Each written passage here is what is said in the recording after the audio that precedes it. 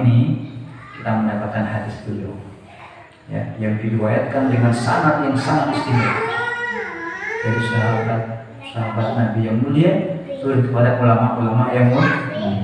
Sehingga kitabnya Bukhari kitab yang terbaik dalam hadis, yang kedua kitab Sahih Muslim. Nah ini ada dua peranginya. Mari sama-sama kita nikmati, kita hayati hadis ini. Apa kata Rasulullah? Ataku ahli Yaman akan hadir di tengah-tengah kalian, atau datang kepada kalian ahli Yaman, siapa penduduk kota Yaman. Hum, adapun mereka penduduk Yaman, kata Rasulullah, araqu afidatan, ialah manusia yang hatinya sangat halus, sangat halus.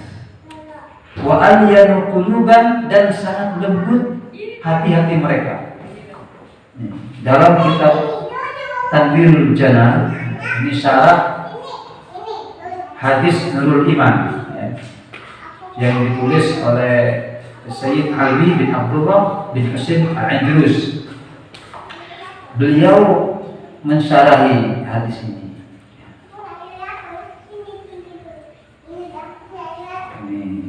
Biar tidak salah,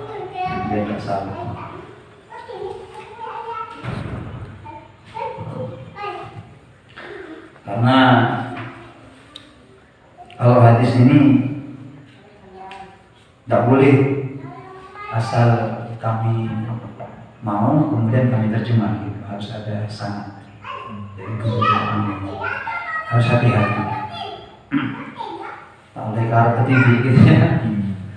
Ini bentuk ikhtiar kehati-hatian. Nah di sini dijelaskan tentang kenapa disebut dengan Yaman, gitu kan?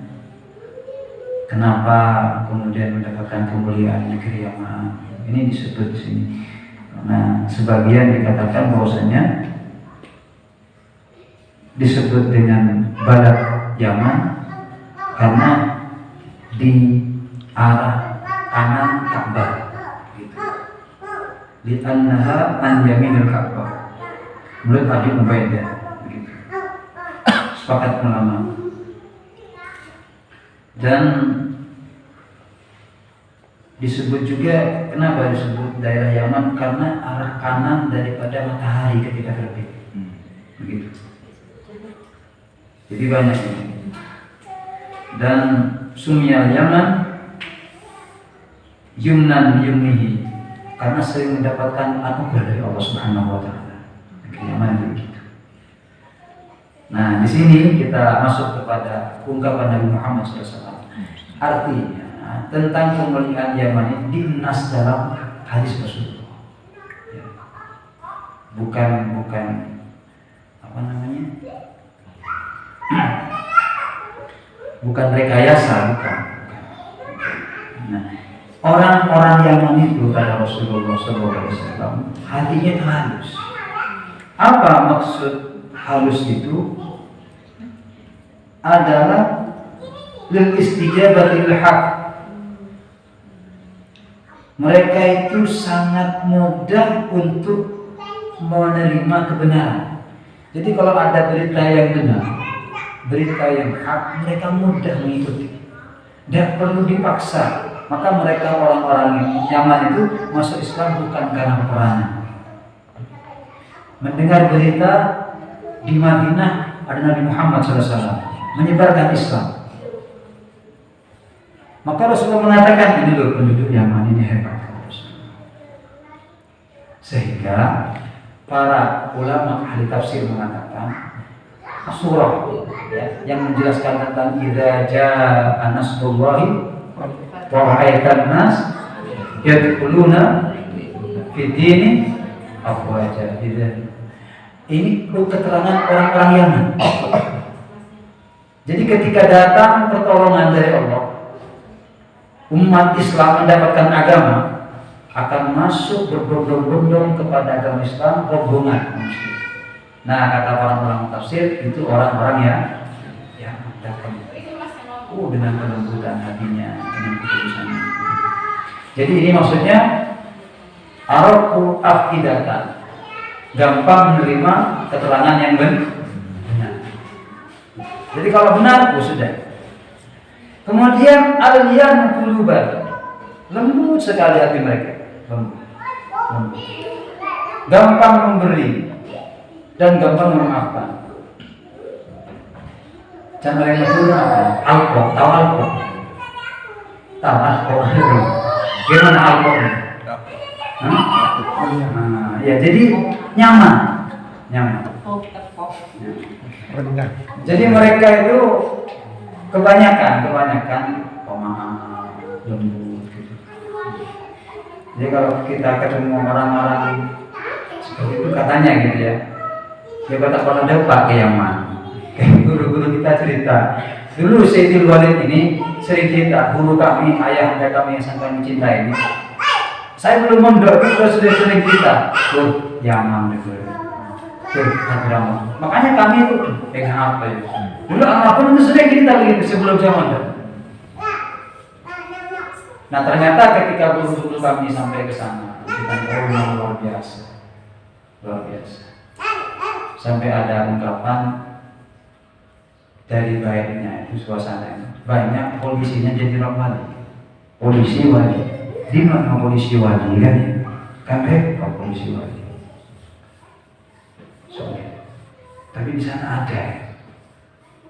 ada juga tukang dakwah. Kemarin kita sempat duduk komunikasi yang dibawa dari mana Allah Habib Muhammad yang datang bawa. Ternyata pensiunan tentara, tapi lembut baik. Sallallahu Muhammad. Jadi hatinya itu lembut. Al-iman, Yaman. Orang iman itu artinya imannya orang Yaman itu hebat, bagus. Ya ini contohnya dan berbondong-bondong masuk Islam. Nomor wakil masuk Yaman. Dan hikmah ini kalau kata ulama pemahaman. Kalian bisa dapat orang-orang Yaman bagus secara mana. Jadi ada kelembutan, ada ketulusan, ada kekuatan iman, tapi juga banyak hikmah. Bukan kemudian lentur. Baik. Nah ini.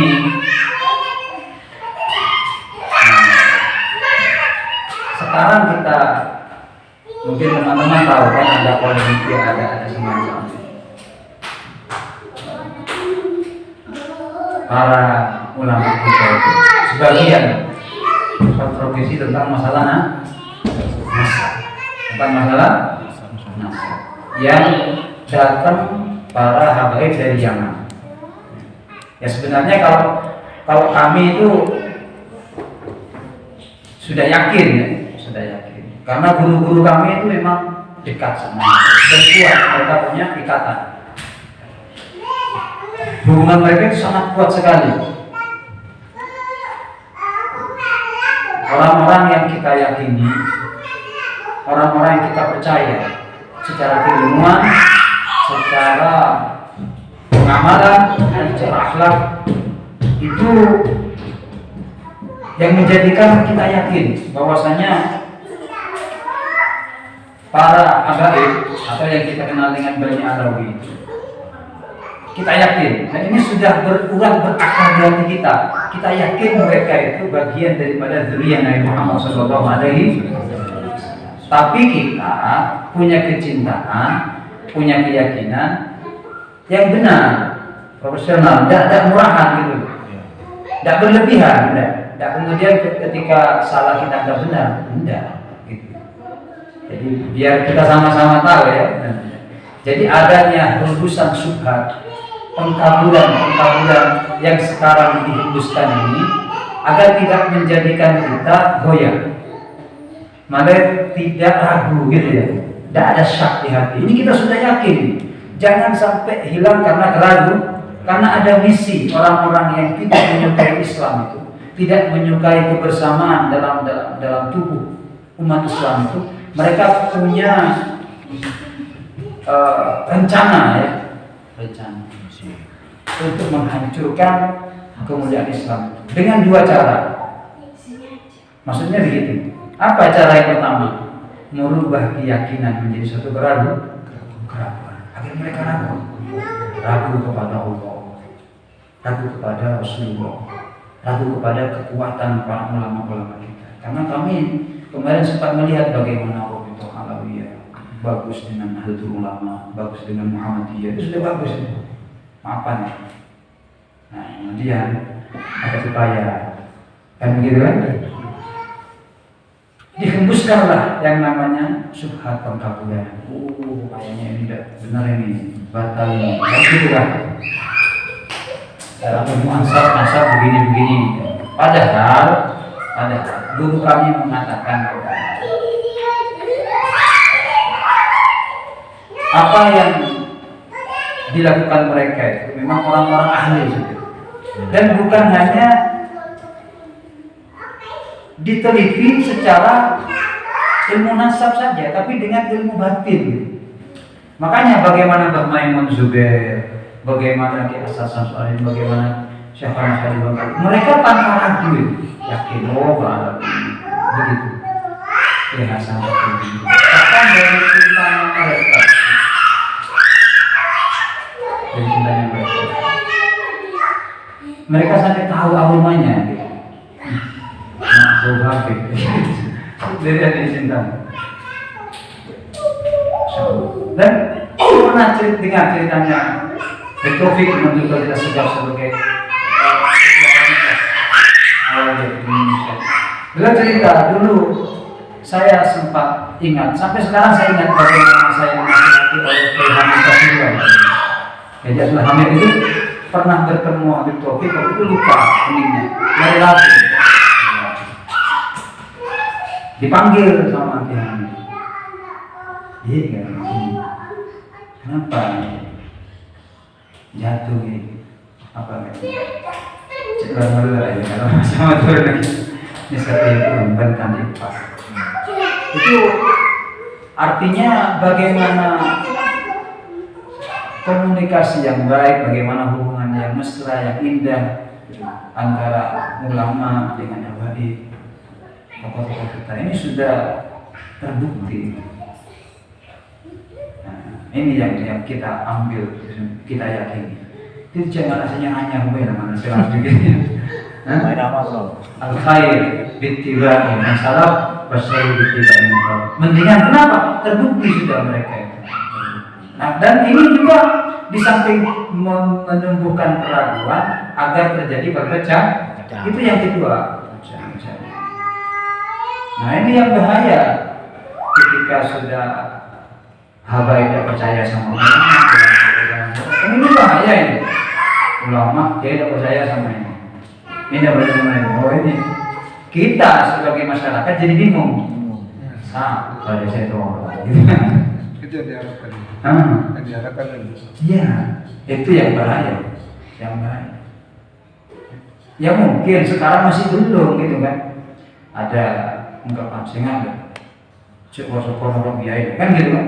Jangan ada syukur-syukur orang Habib gitu kan? Hati-hati. Akan ada pada saatnya tiba. Ketika ini dibiarkan kalimat joknorok biaya joknorok iya. Sekarang masih hati-hati. Berarti kan warning, hati-hati dengan Habib. Oh bahaya berarti Habib. Hati-hati dengan dia. Nah kan bahaya berarti. Nah, ini sebahaya ini.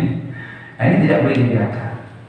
Kalau ada segelintir ya, dari yang tidak baik, jangan kemudian kita hukumi tidak baik semua. Sebagaimana ketika kita menemukan seekor ikan di lautan yang ketika kita makan itu mabuk atau beracun, jangan dianggap semua ikan di lautan kemudian memabukkan. Tidak benar juga. Nah, ada tak akan cukup, mana sih mabukkan? Tidak, lebih banyak yang tidak mampu, itu maksudnya. Nah, jadi ini saudara-saudara yang ada Islam Ta'ala, ini kita mesti kuatkan, mesti kita kokohkan. Ya, dia ngobrol bagaimana kita itu. Tadi malam kita mengaji kitab Bidatul Hidayah. Saya sampai canda itu sama teman-teman jamaah Burda semalam. Ini kata oleh Pak Leski, tulis status nih saya bilang.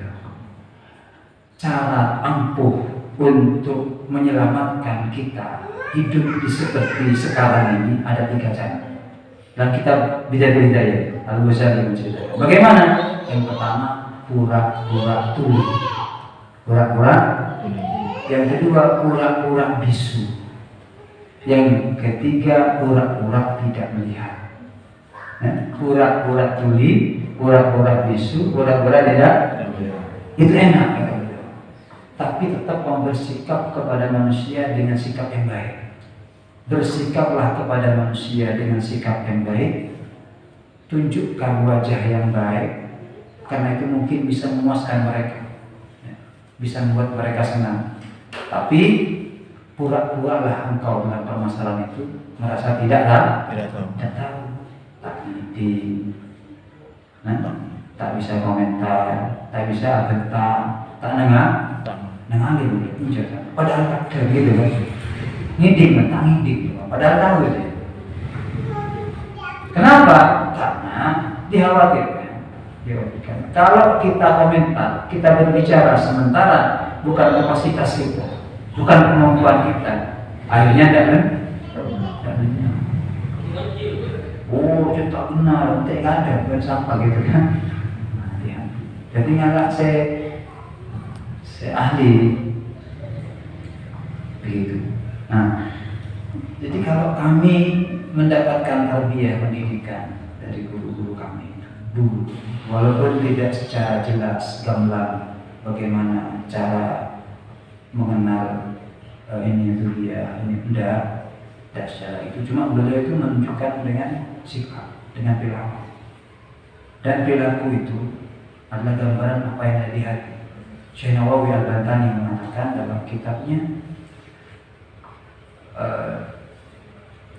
Syarah Nawawi, Tafsir Nawawi, beliau mengatakan begitu, bahwasanya ucapan, perilaku itu gambaran apa yang ada di hati mereka. Anda tidak perlu kemudian menanyakan detail bagaimana keadaan hati seorang, tidak perlu. Cukup kalian dengar ucapannya, cukup kalian lihat sikap perilakunya, kalian sudah akan tahu isi hatinya. Karena zahir, gambaran daripada al-zahir yadullu alal batin. Zahir itu gambaran daripada hati. Jadi kembali kepada hadis ini, bagaimana Rasulullah menjelaskan tentang kemuliaan penduduk ya Yaman. Dan alhamdulillah kita juga merasakan sampai saat ini. Kalau secara zahir keberadaan di sana itu memang tidak menyenangkan, panas, kemudian batu-batu, bangunan-bangunan, tidak semaju di Indonesia. Cuma hati mereka itu baik, bagus, hikmah gitu. Nah, yang ada pada mereka pemahaman, hikmah itu pemahaman, bukan sekedar ilmu, bukan sekedar pelaksanaan, tapi kemudian dia bisa menikmati, merasakan. Makanya ini benar apa yang dikatakan sebagian orang-orang sepuh kita dulu, dekade. Hari biasanya udah hikmah, begitu ya? Dekade. Hari biasanya udah hikmah, untuk menenangkan, memahamkan dalam hati bahwasanya apa yang akan terjadi dan sudah terjadi ketentuan dari Allah. Biar kita tidak biar kita tidak merasa sedih adanya. Jadi hikmah ini sangat penting, dan ulama mengatakan hikmah ini adalah harta mulia orang muslim, tholatul mu'min. Jadi barang hilangnya orang mukmin. Ketika kau menemukan hikmah itu, ambil, pegang kuat-kuat. Kenapa? Karena kau akan menjadi orang bijak ketika memiliki hikmah. Sayyidina Luqman Hakim dalam Al-Quran itu dikisahkan perjalanan hidupnya, bahkan dicatat, diabadikan perkataan-perkataannya oleh Allah, karena beliau ahli hikmah. Beliau nasihati anaknya, gitu kan? Itu qala Luqman libnihi wa huwa yang itu ya buyat ya guna ya tuslim. Bismillah. Ini awalnya kalau kita lihat bukan firman Allah, ini perkataannya lu, tapi diabadikan dalam Al-Quran menjadi firman Allah, kan begitu ya? Saking indahnya, saking bagusnya. Mengatakan anakku jangan sirik kepada Allah, kan begitu ya? Anakku jaga sholat. Nah, jadi itu hikmah penting. Ini hadis yang bisa kita sama-sama pelajari malam ini. Semoga bermanfaat, ya. Semoga barokah. Dan ayo sama-sama kita juga menikmati hadis ini dengan kita mengingat orang-orang pilihan Allah, seperti pengarang kitab ini Ibnu Umar bin Khattab, orang-orang mulia gitu kan, yang mereka itu punya cinta yang kuat kepada Rasulullah. Dan kita tidak lama lagi akan menghadapi Rabiul Awwal, bulan kelahiran Nabi Muhammad SAW, bulan yang sangat luar biasa, Syahrul Mahabbah, Syahrul Syauqah, Syahrul Sholawat, bulan yang dipenuhi dengan kecintaan, bulan yang dipenuhi dengan kerinduan, bulan yang akan dipenuhi dengan sholawat salam cinta umat kepada Nabi Muhammad SAW. Bulan Ar-Rabi', berseminya keindahan dan kemuliaan Rasulullah. Bulan Rabiul Anwar, terbitnya cahaya-cahaya kemuliaan Nabi Muhammad SAW. Jadi kita berharap sebelum Rabiul Awal datang, cinta kita bertambah sama Rasulullah. Jadi ini sebagai persiapan kita, istiqdah kita, bagaimana menyambut Rabiul Awal, apa yang menjadi persiapan kita. Nah, kami punya pengalaman pribadi. Mohon maaf ya, ini pengalaman pribadi ketika kami umroh dulu. Waktu itu masih enak, masih bisa keluar masuk Raudhah berkali-kali, bisa berulang kali. Bahkan setiap keluar selesai sholat bisa lewat depan hujjatul Nabi, itu tiap saat. Nah, kebetulan waktu itu ada kesempatan untuk melihat rombongan yang sholawat qiyam menghadap Qubatul Hadrah, kubah hijau di atas makbar Nabi Muhammad SAW.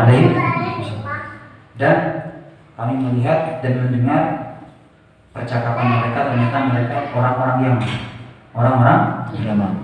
Akhirnya mereka dibaca sholawat qiyam, hikmah, khusyuk, nikmat, dengan linangan air mata, nangis, nikmat rasanya sambil sholawat melihat Qubatul Hadrah, kubah hijau, nangis mereka. Ya Allah, saya belajar dari mereka, saya di belakang mereka berdiri, saya ikut hikmat juga. Ya Allah, padahal hati kami kuat, kotor, kaku. Ya kalau tadi hati mereka lembut, hati mereka alus. Ini al-fakir al-mudni, kami punya hati itu qaswatul qalb, keras hati, baikan batu, kuli, isi macam-macam, hasud, dengki, macam-macam ada di hati kami. Tapi ketika kami ikut qiyam bersama mereka menghadap Qubatul Hadrah itu, hati saya terasa nyaman. Bahkan sampai saat ini saya merasakan bagaimana saya ikut sholawat qiyam bersama mereka. Masya Allah.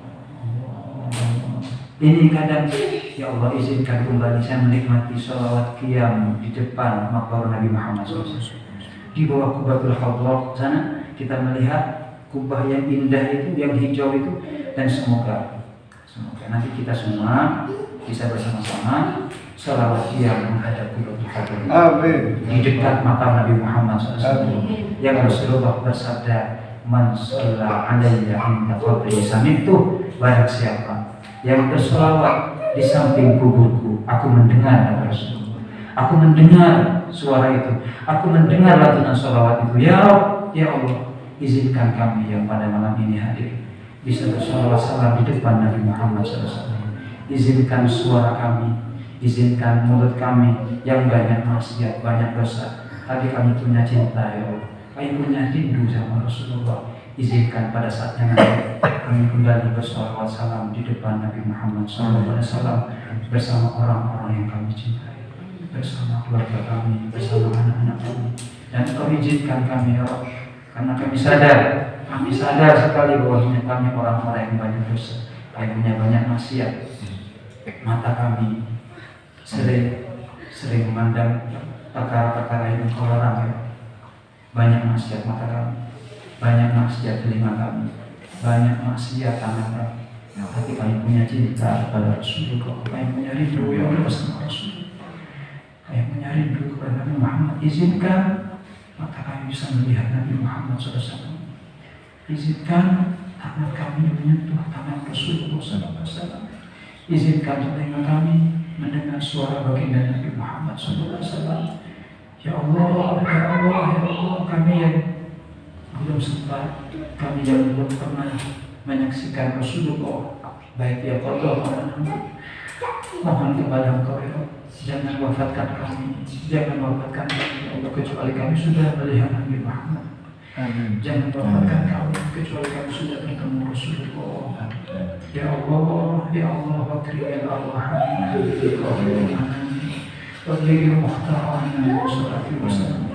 Kuatkan di hati kami ya Allah, mencintai keluarga Nabi Muhammad, mencintai sahabat Rasulullah, mencintai dzurriyyah Nabi Muhammad, mencintai para habaib kami, mencintai para ulama-ulama kami, mencintai guru-guru kami.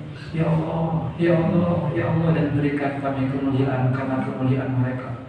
Rabbi fanfa'na bi barakatihim wahdina al-husna bi hurmatihim wa aminna fi tariqatihim.